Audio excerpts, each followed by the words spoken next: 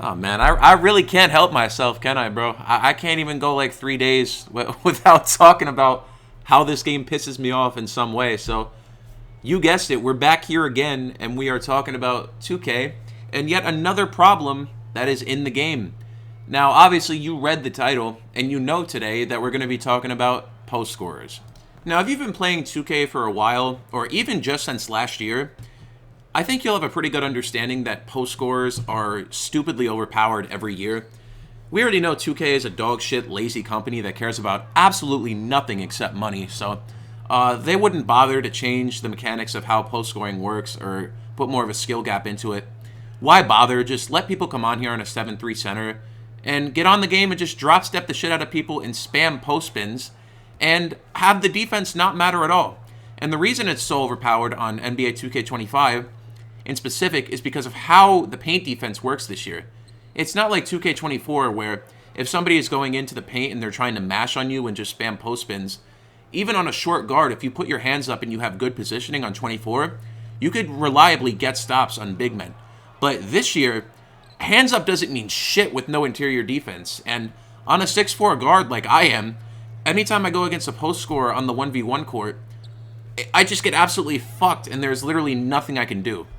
Now, let me just clarify something because I know someone is already in the comments going tap, tap, tap, tap, tap, tap, tap, tap, just fucking losing their shit going, well, actually, Tex, you're on a 6'4 guard. You should be getting bullied by someone who's 7'3. That's realistic. And I understand that, okay? My issue isn't with the fact that someone who's 7'3 is bullying someone who's 6'4 like my build, right? That anytime a 7'3 center gets on me, they should be able to just bully the shit out of me and go like full fucking Shaq mode. That's not my problem.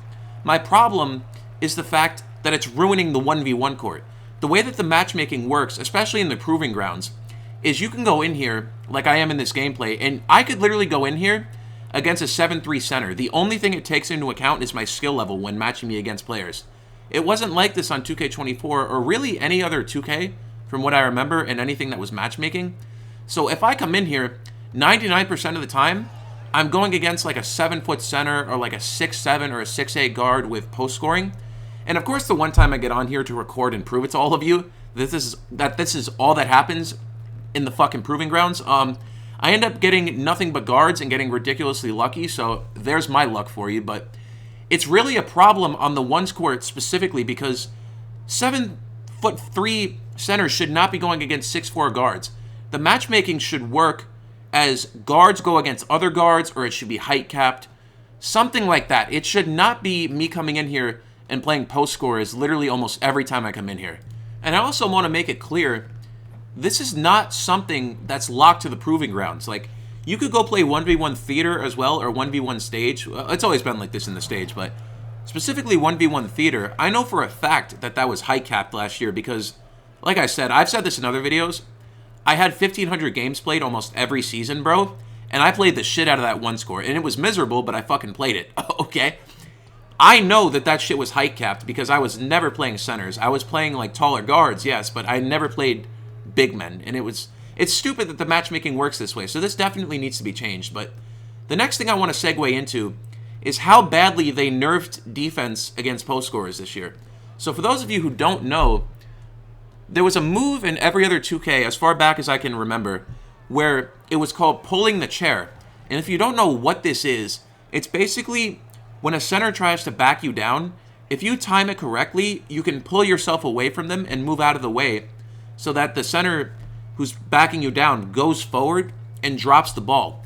And this was a great mechanic so that centers couldn't just come in here and bully the shit out of you if you actually know how to time when you move away. That's a real skill gap in being able to defend post scorers. But for whatever reason in 2K25, because 2K in their infinite fucking wisdom just decided, okay, post scorers are already really broken, let's remove one of the best ways to stop people from stopping post scorers. And on top of that, let's throw post scorers into the 1v1 court and not make it height capped. In other words, let's just be fucking retarded. That's the 2K we all know and love right there. I can't even speak, holy shit. This is also another thing that I want to bring up about how badly they nerfed the defense for post scorers, by the way, this year. When you're defending someone in the paint, I genuinely, when I talk about this mechanic, it makes me want to just put a gun to my head and pull the trigger, bro. Whose idea was it? Someone please tell me. When I'm standing in the paint with my hands up, if someone fake pumps, sometimes my player will literally just jump without me pressing anything. I'll just get faked out by nothing. My virtual player is getting faked out and I'm not, so the game just fucking forces me to jump up like an idiot. Whose idea was this? Because now when centers are in the post and they drop step me, and I have good positioning with my hands up and I'm holding the stick up, okay? Sometimes my player will just jump up like a fucking frog, like a retard, and just jump in the air for no fucking reason when I didn't press anything. Whoever decided that that needed to be something in this game, goodbye to you. Someone needs to fire you. You should have been fired weeks ago because genuinely that is the most retarded mechanic I could even imagine in my head. I would imagine that being in the game is a fucking joke.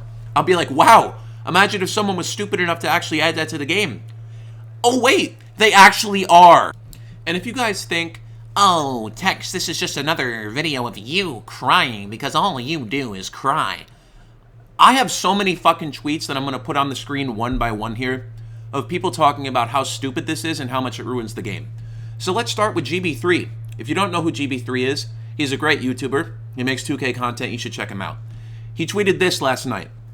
Why is it that I can get a post spin and drop stepped when I have 99 interior and 99 strength with legend post lockdown, all against gold and Hall of Fame post badges? Also, why even remove the ability to pull the chair? I have nothing to add to that. That's just facts, and it proves how retarded it is because GB3 is really good at the game. If he's having trouble stopping post scorers with legend post defense badges, do you think casuals out here on the one scored have a fucking chance? No! Now the next tweet is from someone I was really not expecting. I'm going to be honest with you. On a lot of my videos on my channel, I've been kind of critical of Double H. I've also left a few comments kind of saying he's a 2K dick rider, but I will give him his credit where his credit is due because he put out this tweet. I've been trying to say for years now that the strength, height, wingspan of a player is irrelevant when guarding a post scorer. They still get the same animations they do on anyone else because drop stepping and post spinning are broken gameplay mechanics that have not been addressed. Now, I still feel the same way about Double H. I do think he does give 2K that sucky guac 3000, but he is spitting facts about this, and I will give him credit for actually speaking out against this because normally he's all hush because he wants to go get invited to his little events, but again, I'll give him credit because he actually spoke out about this. And what he's saying, again, is basically what I said earlier in the video. These are just broken mechanics that have been in the game for years. Post scorers just keep getting better every year. 2K never changes anything. Post scorers don't evolve. If you go back to like 2K16, all of the moves they do now are the exact same. Meanwhile, dribbling changes every year. Shooting changes every year. Right? Passing changes every year with different pass styles and how quick passes are. Meanwhile, post scoring has not evolved ever in 2K, realistically. It's just the same moves over and over again every year, so they definitely need to address this. So there's one final tweet I want to talk about that's actually not related to post scorers, but I saw this on Twitter, and I didn't want to make a whole separate video about skill-based matchmaking again. So Splash Edition put out this tweet. If you don't know who Splash Edition is, really good 2K player. He plays competitive. I believe he was even drafted into the 2K League and turned it down, or he used to be in the 2K League and then left. Something like that. I'm not that familiar with him, but I know he's very good at the game. And he put out this tweet. He said, searching for 25 minutes and counting. Tried walking out as well. This is why skill-based matchmaking is dog shit. And if you don't know what he's referring to here, because he's such a high rank and he's trying to play double rep theater, which is the game mode he's playing there, to go in there and get a game with people at the same level as him takes forever because he plays the game nonstop. He's a high rep player. His two teammates are also both red plates, right? So him going in here, he should not have to wait 25 minutes to get a game, and even longer than that. It's ridiculous. And you can see underneath it, Badge Plug, I'm sure all of you know who Badge Plug is if you watch my channel, said, dang Splash, you're that mad you can't beat up on bums? Guys like me are perfectly fine waiting an hour to play real competition. And you see, I like that tweet because it was funny as shit. He's just poking fun at the people who like skill-based matchmaking. And you can have your opinions on skill-based matchmaking. You can think it's trash, whatever. I have a whole video talking about it. Again, if you want to go watch it, it's on my channel. But I think we can all agree, no matter what your opinion on skill-based matchmaking is, that wait times like that should not be in the game. And a lot of you bitch in the comments, oh, Tex, you bitch about all these things, but you never have a solution. You just like to complain. I actually do have a solution to this problem. And skill-based matchmaking can even stay in the game. I will compromise with 2K on this, okay? All you have to do to stop these long wait times is add a timer. And what I mean by adding a timer is, if you add a timer for people, right? It's like Splash Edition is going in here and waiting a half hour for a game, okay? You can leave SBMM in the game, and if you add a timer, the more the timer goes down, the longer you're in there, you can go against people of lower and lower skill set that are, like, not on the same level of skill as you. So you can play people that are worse at the game so that you can actually get a game and you don't just sit in there for 25 minutes. Honestly, I think that is a really good compromise of keeping SBMM in the game, although I hate it. But I will keep it in the game, and I think that's a good compromise. So let me know what you guys think about that, honestly, because I think that's a good compromise, a good middle ground, and I think that's honestly something 2K has a chance of putting in the game. A small chance, but there is a chance, and that's all we're really hoping for here. So, yeah, that's pretty much all I got to talk about in this video. In summary here, post scorers are completely ruining the 1v1 core in the theater, stage, and proving grounds. So can we please do something about the matchmaking? Can we have guards only go against guards? And can we have centers only go against centers? That's fair. If you want to be one of these weirdos who drop steps on the 1v1 court, go do it against other centers. There's nothing wrong with that. You should not be able to do it against my 6'4 guard, okay? So anyway, thank you for watching this video to the end. If you're still here, I appreciate you. That's everything I got to go over in this video. So I heard a rumor that they're supposed to be dropping the patch notes for the Season 2 patch later today. So there will definitely be a video out either... I might double upload today if I'm feeling crazy, but either today or tomorrow, there will be a video of me talking about the patch notes and breaking that down. But until then, I will see you guys in my next video. I'm out of here. We're grinding up. Peace.